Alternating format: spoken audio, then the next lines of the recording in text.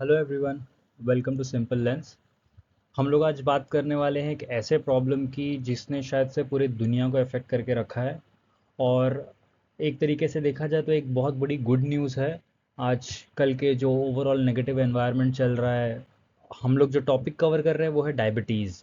और उसका एक क्योर निकला है जो कि डिस्कवर किया गया है चाइना के साइंटिस्ट के द्वारा। Stay tune on the video, हम लोग आगे इसको अच्छे से डिटेल में डिस्कस करते हैं। हम लोग सबसे पहले समझते हैं कि डायबिटीज़ जो है उसका एग्जैक्ट प्रॉब्लम क्या होता है जब ये किसी को डायबिटिक हो जाता है कोई। तो जैसे कि यहाँ पे हम लोग जो बात करें वो टाइप 2 डायबिटीज़ के बारे में है, क्योंकि जो क्योर निकला है वो टाइप 2 डायबिटीज़ का निकला है।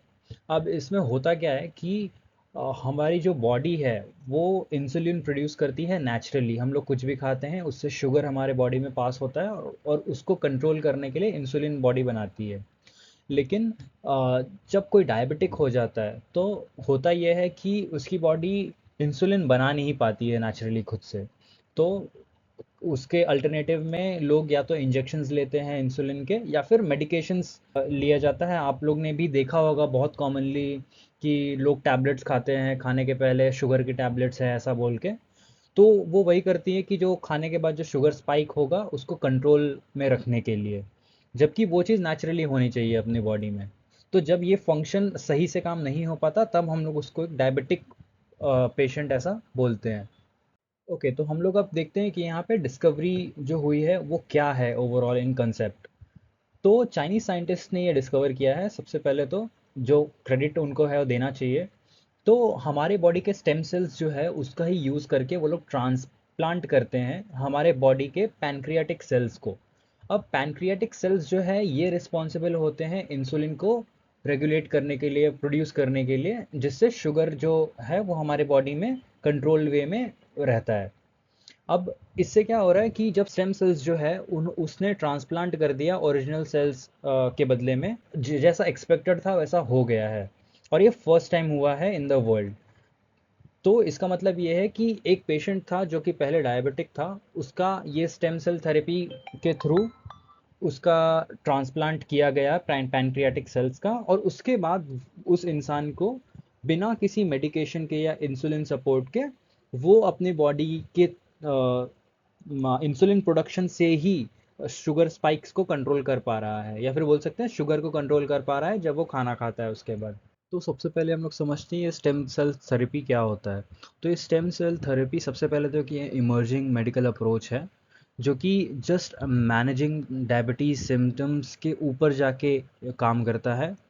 यहाँ पे जो जो भी हमारे ट्रेडिशनल ट्रीटमेंट्स हैं, जैसे कि इंसुलिन के इंजेक्शंस का यूज़ करना, या फिर शुगर के टैबलेट्स खाना, इन सब में सिर्फ हम लोग ब्लड शुगर लेवल्स को कंट्रोल करते हैं। बट स्टेम सेल थेरेपी का एम है कि ये एक्चुअली में जो रूट कॉज है, जो कि सेल डैमेज होता है, उसको रिपेयर करे। स्पेसिफिकली हो क्या रहा है कि ये पैनक्रियाटिक बीटा सेल्स जो होते हैं, जो इंसुलिन प्रोड्यूस करते हैं, ये उसको रिपेयर करता है ना। तो अभी लेमन टर्म्स में अगर इसको बोला जाए तो स्टेम सेल थेरेपी एक रिप्लेसमेंट का काम करता है लॉस्ट इंसुलिन प्रोड्यूसिंग सेल्स का। तो ये बॉडी को ही स्टिमुलेट करता है कि वो वापस सेल्स को रीजनरेट करे और उसको प्रोटेक्ट करे या फर्दर इम्यून अटैक्स से, क्योंकि हमारी बॉडी ही होती है कहीं ना कहीं जो उन सेल्स को डैमेज कर देती है।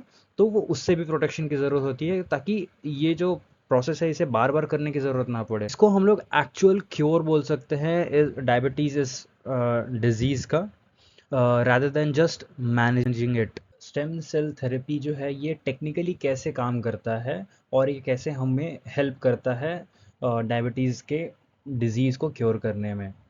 अब यहाँ पे जो स्टेप्स इन्वॉल्व होते हैं स्टेम सेल्स थेरेपी में, फर्स्टली साइंटिस्ट उस स्टेम सेल उसी पेशेंट के बॉडी से लेंगे या फिर वो किसी डोनर के बॉडी से भी लेंगे। अब जो मेन रीज़न है स्टेम सेल्स को यूज़ करना, वो ऐसा है कि हम लोग उस सेल को प्रोग्राम कर सकते हैं अलग अलग टाइप के फंक्शंस करने के लिए। मतलब उसको उस टाइप के सेल में कन्वर्ट करेंगे और वो सेल फंक्शन करेगा जो भी उसका प्रोग्राम है। ये जो है ये स्पेसिफिकली लैब में किया जाता है, क्योंकि वहाँ पे गाइडेंस की ज़रूरत होती है जो सेल्स को ट्रांसफॉर्म करने के लिए यूज़ किया जाता है।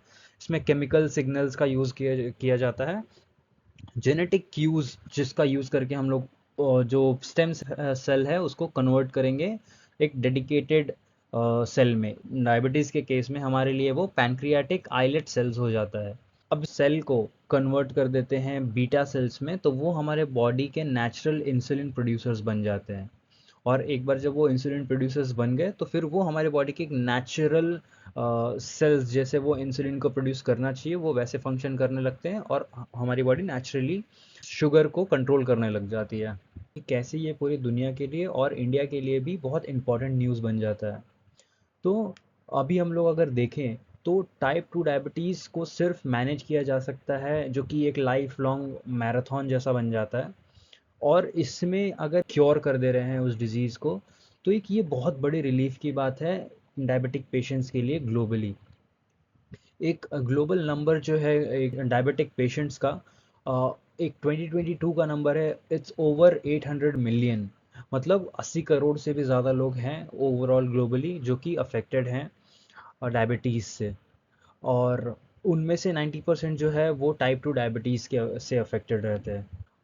और एक इंटरनेशनल डायबिटीज़ फेडरेशन है, इन्होंने भी फ्लैग किया है कि टाइप 2 डायबिटीज़ एक मेजर पब्लिक हेल्थ कंसर्न है।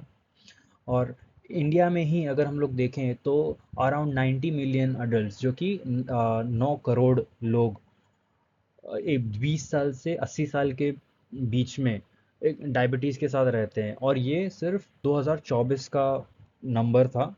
और ये प्रोजेक्ट किया गया है कि ये नंबर बढ़ के 100 मिलियन मतलब 10 करोड़ हो जाएगा end of 2026। Thank you for watching till the end. मेरा इस चैनल पे मोटो है कि मैं सारे इंपॉर्टेंट टॉपिक्स को जो भी ग्लोबली होती हैं उनको कवर करूँ एक बहुत ही सिंपल वे में, और आप लोग के सामने प्रेजेंट करूँ। प्लीज़ आप लोग मेरे यूट्यूब चैनल को सब्सक्राइब करिए, इंस्टाग्राम पे फॉलो करिए। मैं अपना जो कंटेंट क्रिएशन का जो फ्रीक्वेंसी है मैं इसको बढ़ाने की पूरी कोशिश कर रहा हूँ, और आई होप कि मैं मोर फ्रीक्वेंटली वीडियोस डालूँगा। And please like and subscribe.